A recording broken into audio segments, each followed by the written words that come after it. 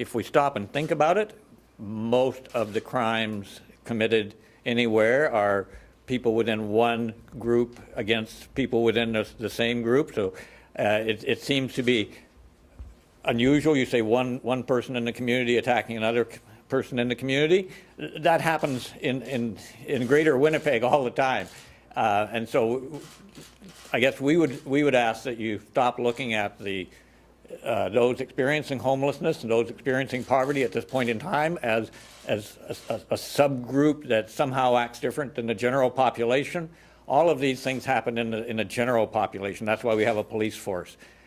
Is it difficult when somebody in our community is accused at this point, accused of violence against another member?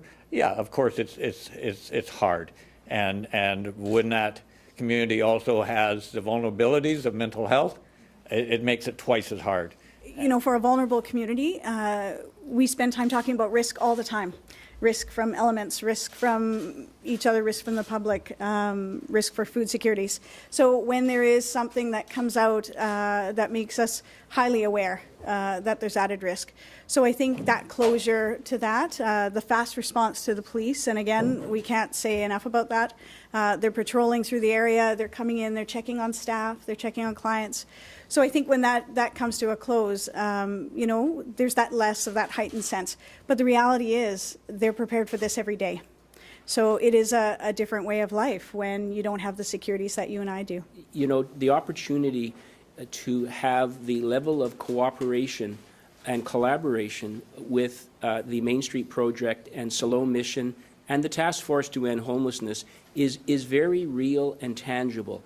And I've experienced that myself in helping out the last couple of years in this work. And that bodes well for the future. This is an exception. When I have lunch with some of the residents, I see an abiding sense of community and a caring and an acceptance that is really quite wonderful, and it's prevalent in other communities too, but it is present here. And that's a credit to the work that is going on. And it is to be responsive to what occurred that was so unfortunate.